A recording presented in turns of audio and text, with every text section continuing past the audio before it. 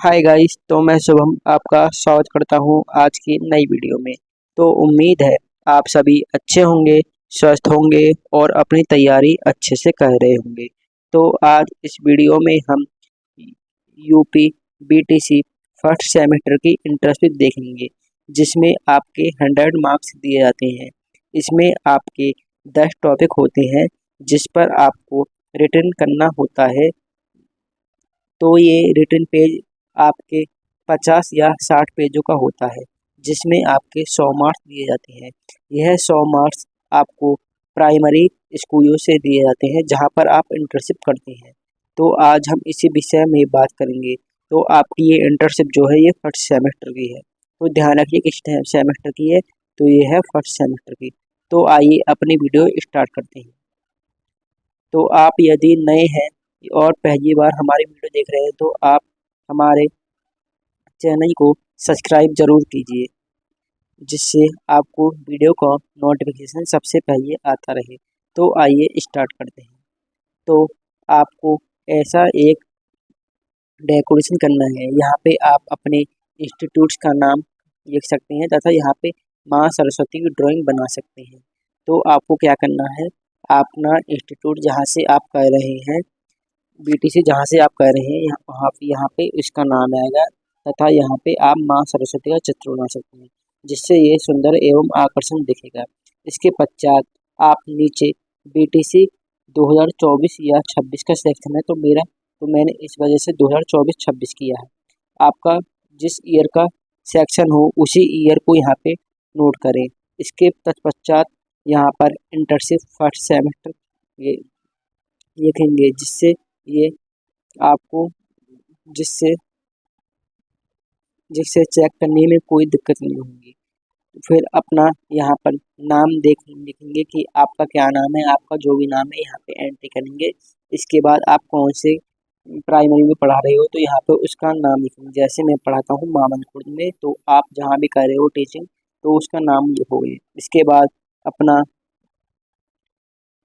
District कौन सा है और भैया कौन सा, ये सभी आप अच्छे से भरोगे। और नीचे हाँ एक बात ध्यान रखिए, यहाँ पे सिग्नेचर का ऑप्शन जरूर होना चाहिए, जिससे कॉपी चेक करते वक्त निरीक्षण अपना साइन जरूर करता है और यहाँ पे मोहर देता है।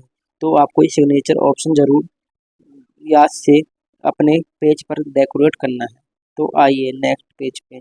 तो आपके फर्स्ट सेमेस्टर में ये सभी 10 टॉपिक होते हैं। कितने टॉपिक हो गए आते हैं?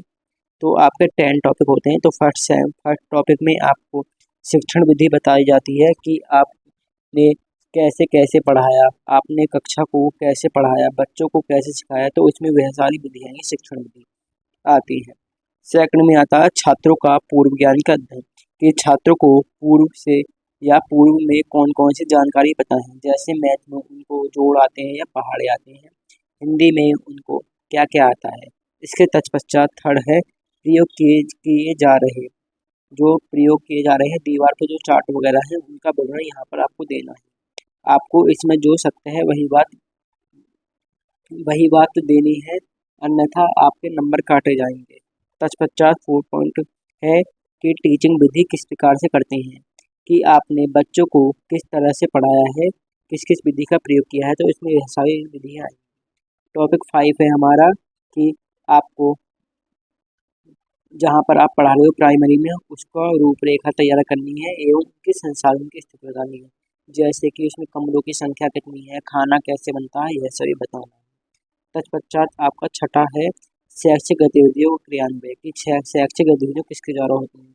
जैसे कौन कौन सी उसमें शैक्षिक विधि होती है। जैसे हर शनिवार को समूह समूह इकट्ठा होता है और कविता वगैरह होती हैं। तो यह सभी आपको इसमें बताना है। इसके पश्चात सातवां ऑप्शन है, सातवां टॉपिक आपका रहता है कि अभिभावकों को तैयार करना रखरखाव, कि स्कूलों में ड्रेस वगैरह वितरण है तो उनके क्या क्या विवरण दिए गए हैं, यह सही बताना है। इसके पश्चात 8 में भी यही है आपको। 9th में आपको जो आपने एक्टिविटीज कराई हैं वो सभी बतानी है। और 10th में आपको सामूहिक सहभागिता की स्थिति बतानी है। जैसे कि 15 अगस्त हो गया, 26 जनवरी त्योहार कैसे मनाते हैं या पुरस्कार वितरण कैसे करते हैं, तो आपको यह सब बताना है। तो ये आपके फर्स्ट सेमेस्टर के 10 टॉपिक हैं जो आपको फर्स्ट सेमेस्टर के इंटर्नशिप में करने पड़ते हैं। तो उम्मीद है आपको ये अच्छे से समझ में आया होगा। अगर आपको समझ में आया हो तो कमेंट में हार्ट बनाकर भेजिए। तो आइए नेक्स्ट तो आगे बढ़ते हैं तो आज हम इस वीडियो में यह देखेंगे शिक्षण विधि किस तरह से होती है और इसमें क्या क्या होता है। तो आइए देखते हैं। तो आपको सबसे पूर्व प्रस्तावना देनी है। क्या देनी है? आपको प्रस्तावना बतानी है।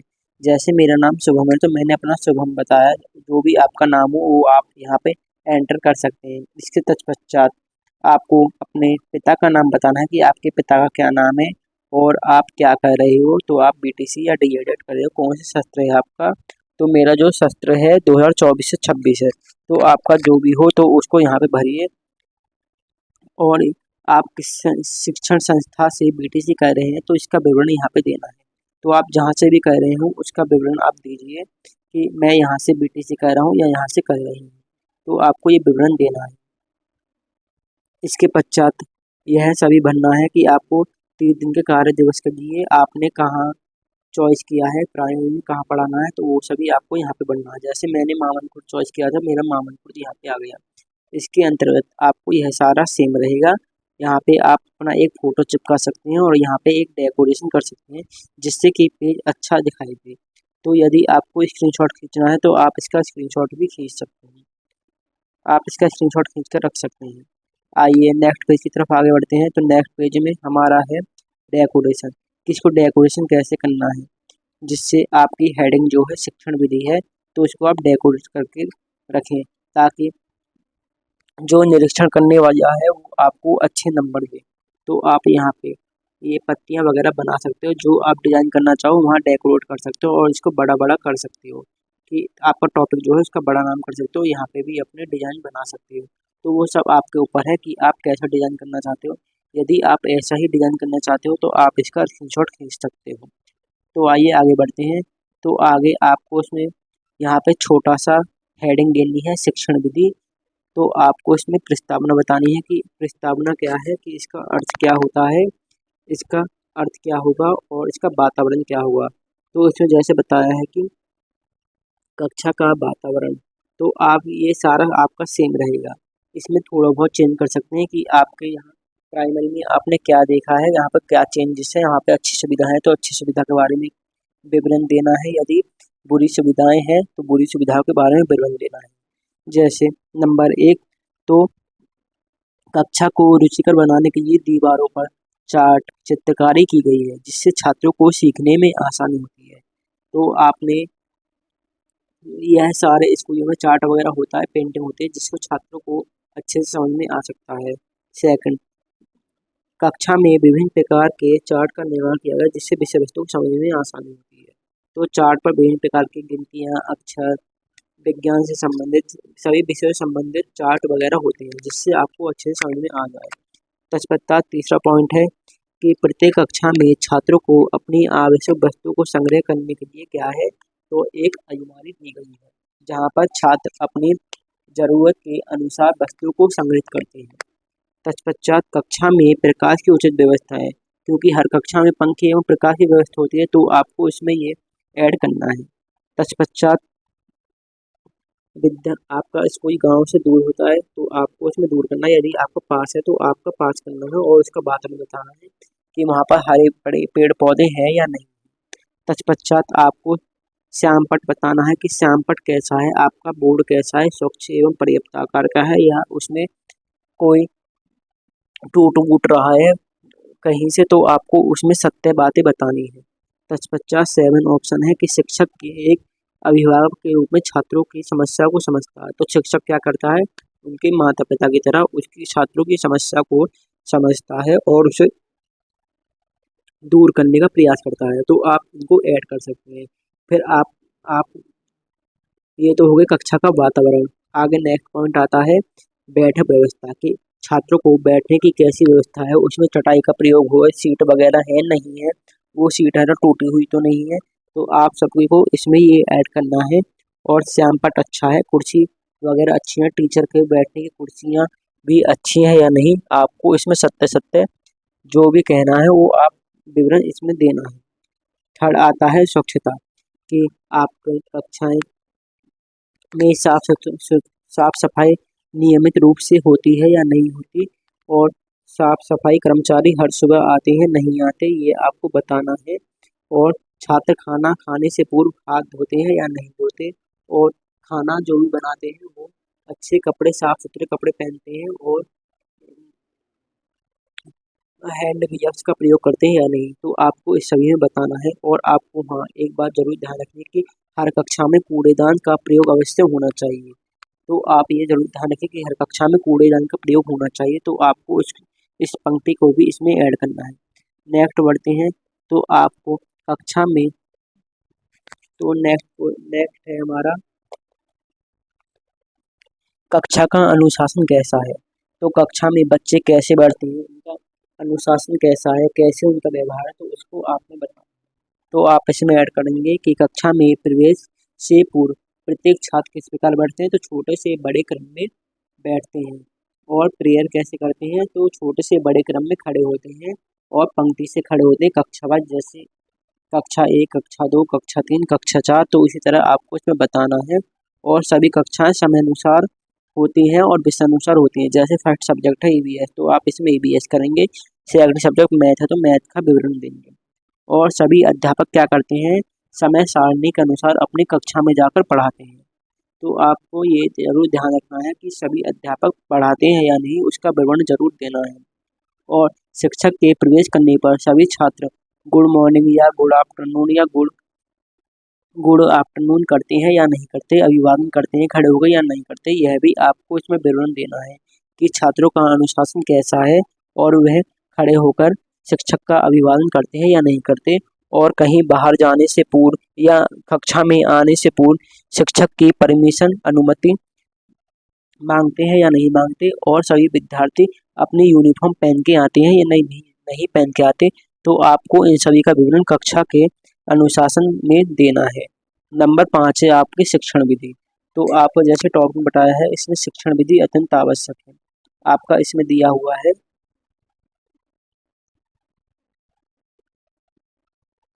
शिक्षण विधि। तो आप शिक्षण बच्चों को पढ़ाने हेतु कौन कौन सी विधि का उपयोग करते हैं, तो आपको यह सभी इसमें बताना है। तो आप सबसे प्रथम विधि हो जाएगी प्रश्नोत्तर विधि। कौन सी विधि, प्रश्नोत्तर विधि। तो प्रश्नोत्तर विधि में क्या होता है कि हम प्रश्नों को एक व्यवस्थित क्रम के अनुसार निश्चित करते हैं, जैसे कि सबसे आसान, फिर मीडियम, मध्यम, फिर सबसे उच्च कोटि के प्रश्न, जिसको छात्रों की हम समझ सकें कि यह कहाँ तक, इसके पूर्व ज्ञान को जांच सकें कि ये इसको कहाँ तक आता है और छात्रों में हमें क्या सुधार करने की जरूरत है। तो इस हेतु हम निम्न, माध्यम और उच्च स्तर के प्रश्न पूछ सकते हैं आवश्यकता अनुसार। जैसे कोई कमजोर छात्र है तो उससे हम निम्न प्रश्न पूछेंगे, और यदि कोई अच्छा छात्र है तो उससे हम उत्तम या उच्च कोटि के प्रश्न भी पूछ सकते हैं। तो आपके प्रश्न विधि में यह सब आएगा प्रश्नोत्तर विधि में। तो उम्मीद है आपको समझ में आया होगा। नेक्स्ट है आपका व्याख्या विधि। क्या है आपका व्याख्या विधि। तो व्याख्या विधि में क्या होता है, तो व्याख्या विधि वह माध्यम है जिसमें विषय वस्तु के कठिन अंशों को बच्चों को आसान भाषा में समझाया जाता है। तो क्या होता है, इसमें छात्र एक कहानी के रूप में छात्रों के सामने पाठ प्रस्तुत करता है, जिससे छात्र उसको अच्छे से समझ सके और अपने आप से जोड़ सके और चैप्टर को अच्छे से उनकी समझ में आ जाए। तो व्याख्या विधि में यह सभी होता है। तो आपको यह सभी ऐड करना है। फिर इसके तत्पश्चात है आपको कहानी विधि की। छात्र कहानी के रूप में छात्रों को सीखने की जिज्ञासा पैदा करता है, जिससे कि बच्चा का तार्किक एवं मानसिक विकास अच्छे से हो सके।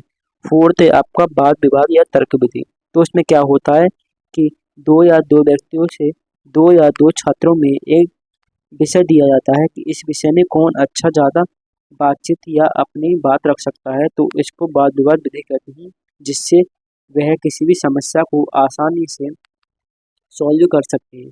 पांचवा है सहायक सामग्री का प्रयोग। तो सभी अध्यापक सहायक सामग्री के रूप में किताबों का, चौक का, चार्ट वगैरह का यूज करते हैं। तो आपको फर्स्ट टॉपिक में यह सभी देना है। तो उम्मीद है आपको यह कक्षा अच्छे से पसंद आई होगी और आपके फर्स्ट टॉपिक में यह सभी है।